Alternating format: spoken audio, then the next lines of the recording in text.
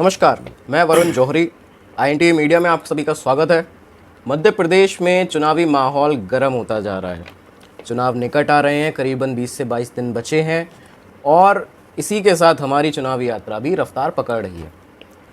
आपके साथ आज चर्चा में हम लाए हैं मध्य प्रदेश कांग्रेस पार्टी के प्रदेश प्रवक्ता, मध्य ग्वालियर चंबल संभाग के मीडिया प्रभारी डॉक्टर राम पांडे जी। जी नमस्कार। स्वागत है आपका सर हमारे साथ और बहुत बहुत धन्यवाद आपके समय के लिए। जी धन्यवाद। तो सवालों का सिलसिला शुरू करते हैं और पहला सवाल है,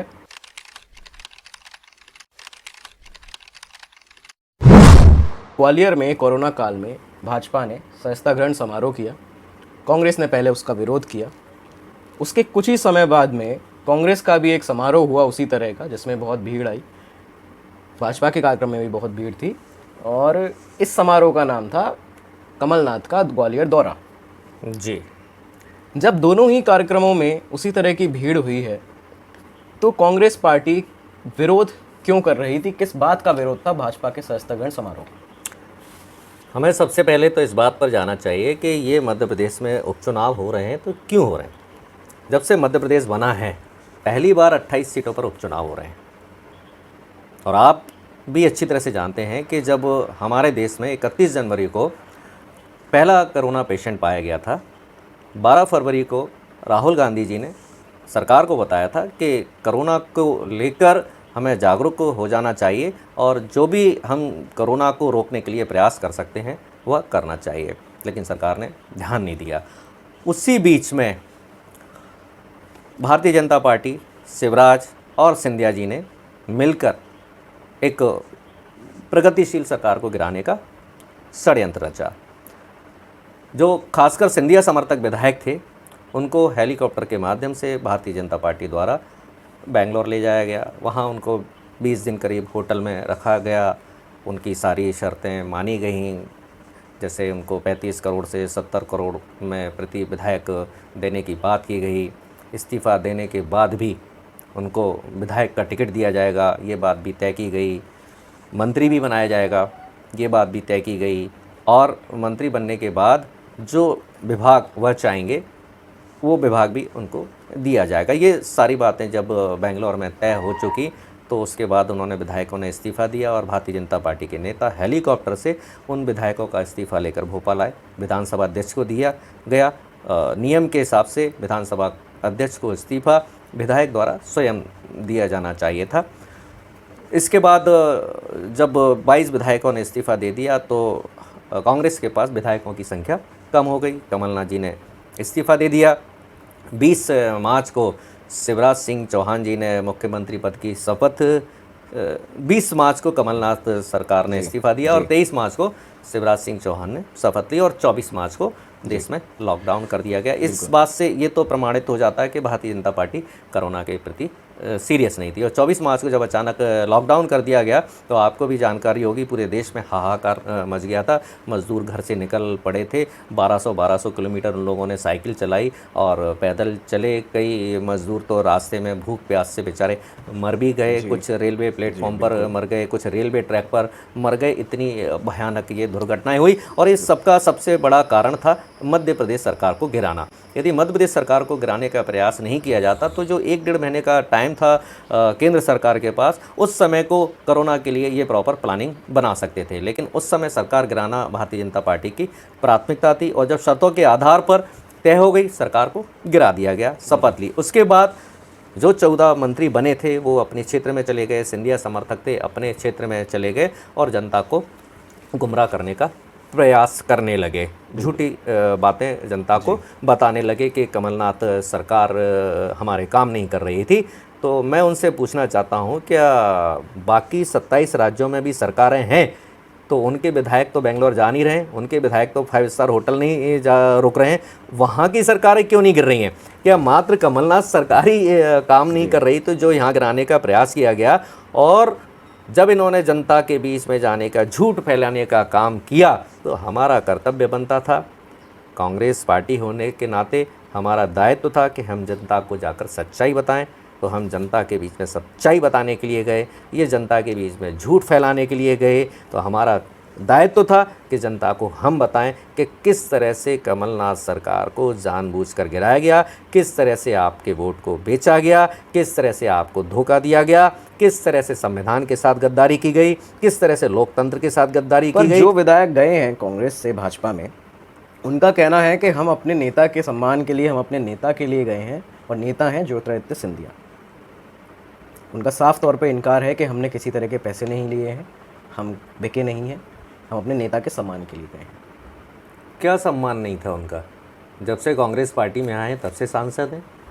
कम उम्र में उनको केंद्रीय मंत्री बना दिया गया, राष्ट्रीय महासचिव बना दिया गया, यूपी का प्रभार दिया गया। अब आखिरी में वो लोकसभा चुनाव यदि वो स्वयं हार गए तो इसमें कांग्रेस पार्टी क्या गलती है? कौन सा उनको सम्मान नहीं दिया गया?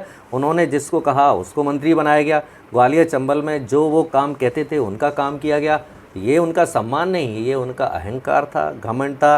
भारतीय जनता पार्टी उनके ऊपर ज़मीन घोटाले के आरोप लगा रही थी, खासकर प्रभात झा उनके ऊपर घोटाले का आरोप लगा रहे थे, कोर्ट में जाने की धमकी दे रहे थे। तो प्रभात झा और भारतीय जनता पार्टी के आरोपों से डर के कारण उन्होंने भारतीय जनता पार्टी ज्वाइन कर ली, और भारतीय जनता पार्टी ने सिंधिया को भारतीय जनता पार्टी में लाकर सिंधिया को तो राज्यसभा सदस्य बना दिया, और जो प्रभात झा का जो अधिकार था राज्यसभा सदस्य बनने का, वो उन्होंने छीन लिया। राम पांडे जी, आप बहुत पुराने युवा नेता हैं और बहुत काफ़ी एजुकेटेड नेता हैं मेरी नज़र में, आप कांग्रेस पार्टी के, और आप जानते हैं इस राजनीति को, मध्य प्रदेश की चंबल संभाग की राजनीति को बहुत करीब से। एक फैक्टर इसमें जो आपने बताया है, एक फैक्टर ये भी निकल के आता है कि ज्योतिरादित्य सिंधिया मुख्यमंत्री की दावेदारी रखते थे, मध्य प्रदेश के मुख्यमंत्री बनने की दावेदारी रखते थे, और उनकी लहर थी, उनके नाम पे ये चुनाव जीता गया था कांग्रेस द्वारा, और चुनाव के बाद, जीतने के बाद मुख्यमंत्री बनाया गया कमलनाथ को। तो इस बात से भी खफा होकर, इस बात से भी नाराज़गी थी उनके मन में कांग्रेस के प्रति, और जिसकी वजह से वो भाजपा में गए हैं। ये फैक्टर भी एक सामने आता है, आपका क्या कहना है इस पर? दावेदारी करना सबका अधिकार है, चाहे वो मुख्यमंत्री की दावेदारी करना हो, चाहे विधायक के टिकट के लिए दावेदारी करना हो, चाहे मंत्री बनने के लिए दावेदारी करना हो।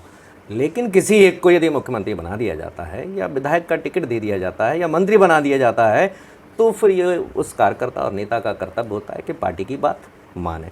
जब कमलनाथ जी को मुख्यमंत्री बना दिया गया तो आपका कर्तव्य था कि उनको स्वीकार करें। और जहाँ तक बात है, कोई कहता है कि मेरे कारण पार्टी आई है, तो ये उसका अहंकार और घमंड है। पार्टी केवल एक नेता या दो नेता या तीन नेताओं के कारण नहीं आती है। पार्टी यदि सत्ता में आती है तो हर कार्यकर्ता की मेहनत होती है, हर कार्यकर्ता का खून पसीना बहता है। और मैं तो ये कहूँगा कि नेताओं से ज़्यादा योगदान सरकार बनाने में कार्यकर्ताओं का होता है। बिल्कुल ठीक बात भी है, कार्यकर्ता ज़मीन पे काम करता है, और ज़मीनी कार्यकर्ता इस समय बहुत ज़रूरी है हर पार्टी के लिए, और नींव होता है हर पार्टी की कार्यकर्ता। बिल्कुल ठीक बात है। अगला सवाल, 15 महीने मध्य प्रदेश में कांग्रेस की सरकार रही, कई तरह के आरोप लगते हैं, उसमें से दो संगीन आरोप हैं जो कांग्रेस पार्टी पर लगाए जाते हैं कि ट्रांसफ़र का उद्योग चलाया गया मध्य प्रदेश में, और दूसरा आरोप लगता है कि किसान का कर्जा, एक किसान का भी कर्जा माफ़ नहीं हुआ है। कांग्रेस पार्टी कहती है हमने किया है, बहुत किसानों का कर्जा माफ़ एक हद तक हुआ है, भाजपा कहती है, और बाकी भी लोग आरोप लगाते हैं कि किसी भी किसान का कर्जा माफ़ नहीं हुआ है। क्या कहना चाहेंगे आप इस पर? जब देश का संविधान बना था, अम्बेडकर जी के साथ साथ बहुत बुद्धिजीवी लोगों ने ये संविधान बनाया था, और उस संविधान में एक अंतराल रखा गया था चुनाव का 5 साल का। आज से 70 साल पहले वो लोग जानते थे कि किसी सरकार को कम से कम 5 साल देना चाहिए, उसके बाद मूल्यांकन किया जाना चाहिए। अब ये 15 महीने की सरकार का मूल्यांकन करते हैं, पहली बात तो ये गलत है, जिसमें से 4 महीने आचार संहिता और लोकसभा चुनाव में चले गए। कमलनाथ सरकार के पास मात्र 11 महीने बचे थे। उन 11 महीने में जो कमलनाथ जी ने काम किया है, उस शिवराज सरकार 11 साल में भी नहीं कर सकती थी। उन्होंने 100 रुपये में बिजली दी, उन्होंने 1000 गौशालाओं का निर्माण कार्य शुरू किया। 100 से ज़्यादा गौशालाएँ उनके कार्यकाल में पूर्ण हो चुकी थी। जो मेट्रो की हम बात करते थे, 15 साल से सुनते आ रहे थे कि मेट्रो का काम शुरू होगा, मेट्रो का काम शुरू होगा। कमलनाथ सरकार के समय भोपाल में मेट्रो का काम शुरू कर दिया गया। 2-3 किलोमीटर मेट्रो लाइन कंप्लीट भी कर दी गई। सबसे बड़ी बात, जो आम आदमी भयभीत रहता था, वो माफिया से रहता था, गुंडों से रहता था, बदमाशों से रहता था, मिलावटखोरों से रहता था, उस पर कमलनाथ सरकार ने नियंत्रण किया और आम आदमी को एक सिक्योरिटी प्रदान की, आम आदमी को एक सुरक्षा प्रदान की, चाहे वो सुरक्षा अपराधियों से हो या चाहे वो सुरक्षा खाने पीने को लेकर हो। जो खाद्य पदार्थ थे वो शुद्ध मिलने लगे, भू माफियाओं की जो दादागिरी थी, अपराधियों की जो दादागिरी थी, वो कमलनाथ जी ने कम की। तो 11 महीने की सरकार ने जो किया है वो हिंदुस्तान में कोई भी मुख्यमंत्री 11 महीने में नहीं कर सकता है। और मैं दोबारा से कहूँगा, ये सवाल पूछना ही अपने आप में बहुत गलत है कि 11 महीने में क्या किया। 5 साल सरकार चलती तब आपका अधिकार बनता था कि आपने 5 साल क्या किया। ठीक, बिल्कुल ठीक बात है। अगला सवाल, आमतौर पर धर्म की राजनीति का आरोप देश भर में और सभी राज्यों में और एक प्रथा सी बन चुकी है कि भाजपा के ऊपर धर्म की राजनीति का आरोप लगाया जाता है। मध्य प्रदेश में उपचुनाव है, बार बार कांग्रेस पार्टी की तरफ से ये बयान और दावे सामने आ रहे हैं कि महाकाल मंदिर का निर्माण उज्जैन में कराया जाएगा और भव्य निर्माण कराया जाएगा। करीबन 250-300 करोड़ रुपए भी उसके लिए दिए गए हैं। श्रीलंका में सीता मंदिर के लिए 5 करोड़ रुपए कमलनाथ जी ने दिए हैं। क्या आपको नहीं लगता इस बार कांग्रेस भी प्रदेश में धर्म की राजनीति का खेल खेल रही है? धर्म क्या है? हम धर्म से क्या समझते हैं? मैं समझता हूँ धर्म हमें एक जीवन जीना सिखाता है। धर्म हमें सिखाता है कि हमेशा दूसरों को खुश रखो जी, अच्छा आचरण रखो, अच्छा व्यवहार रखो, अच्छा चरित्र रखो, प्रेम से बात करो, नफरत से बात मत करो, सभी सुखी रहें, सभी संपन्न रहें, सभी समृद्ध रहें, सौहार्दपूर्ण वातावरण रहे। ये धर्म हमें सिखाता है। इसमें भारतीय जनता पार्टी में इसमें से कोई एक चीज़ भी है? भारतीय जनता पार्टी धर्म नहीं अधर्म की राजनीति करती है। और जहाँ तक कांग्रेस नेताओं के बारे में मैं आपको बता दूं, 2004 में कांग्रेस की सरकार बनने जा रही थी और सोनिया गांधी जी प्रधानमंत्री बनने जा रही थी। उस समय भारतीय जनता पार्टी में कुछ कई मानसिकता के लोगों ने सोनिया जी का विरोध किया। सोनिया जी ने सत्ता छोड़ दी और बुद्धिजीवी मनमोहन सिंह जी को आगे बढ़ाया। 2004 से 2009 के बीच में मनमोहन सिंह जी प्रधानमंत्री रहे। 2009 में राहुल गांधी जी भी चाहते तो प्रधानमंत्री पद की दावेदारी कर सकते थे, लेकिन 5 साल का मनमोहन सिंह जी का कार्यकाल बहुत शानदार रहा, तो राहुल गांधी जी ने भी प्रधानमंत्री पद को छोड़ दिया और मनमोहन सिंह जी के नाम को ही आगे बढ़ाया। और 2009 से 2014 तक मनमोहन सिंह जी प्रधानमंत्री रहे। तो एक बार सोनिया गांधी जी ने प्रधानमंत्री पद का त्याग किया, एक बार राहुल गांधी जी ने प्रधानमंत्री पद का त्याग किया। लोग पार्षद पद का त्याग नहीं करते हैं, उन्होंने प्रधानमंत्री पद जैसा छोड़ दिया है। तो धर्म हमें त्याग भी सिखाता है, धर्म हमेशा दूसरों का सम्मान करना सिखाता है, प्रेम से रहना सिखाता है। भारतीय जनता पार्टी इस सब का उल्टा बोलती है। अगला सवाल है कि सर्वे के अनुसार कांग्रेस पार्टी का एक सर्वे हुआ है, 2 सर्वे हुए हैं कांग्रेस पार्टी के, और उनके अनुसार 28 में से 28 सीटें मध्य प्रदेश की उपचुनाव में कांग्रेस पार्टी जीत रही है। और भाजपा, ऐसा कांग्रेस पार्टी का दावा है, और भाजपा को एक भी सीट नहीं मिल रही है। आप क्योंकि बहुत पुराने नेता रहे हैं, युवा नेता हैं आप कांग्रेस में, और बहुत बारीकी से जानते हैं, करीब से जानते हैं इस मध्य प्रदेश की राजनीति को, कि कितनी पॉसिबिलिटी लगती है आपको इस चीज़ की? कितना पॉसिबल है और क्या ऐसा हो सकता है कि भारतीय जनता पार्टी को एक भी सीट ना मिले? कांग्रेस से ज़्यादा दावा ये जनता का दावा है। जनता कहती है, आप जाइए बात कीजिए, जनता कहती है कि सिंधिया समर्थकों को हराना है, जनता कहती है गद्दारों को हराना है, जनता कहती है धोखेबाजों को हराना है, जनता कहती है जो बेंगलोर में बैठकर जिन्होंने सौदेबाजी की उनको हराना है। तो ये जनता का इन्होंने अपमान किया है, जनता के वोट को बेचा है, संविधान का अपमान किया है, लोकतंत्र का अपमान किया है। लोकतंत्र का मतलब है जनता के अधिकारों का अपमान किया है। ये जनता का अधिकार है, जनता ने कांग्रेस सरकार चुनी थी जी, उनके ऊपर भारतीय जनता पार्टी थोप दी। जनता सोचती है हम तो कांग्रेस सरकार को चुना था, ये बीच में से भारतीय जनता पार्टी कहाँ से आकर टपक पड़ी। तो जनता चाहती है इनको हराना, और हराना ही नहीं, जमानत जब्त कराना। आप नोट कर लीजिए, इनमें से कई प्रत्याशियों की, भाजपा प्रत्याशियों की जमानत जब्त भी होगी। ठीक है, बिल्कुल, ये देखने लायक होगा किस तरह का चुनाव रहता है। आखिरी सवाल है,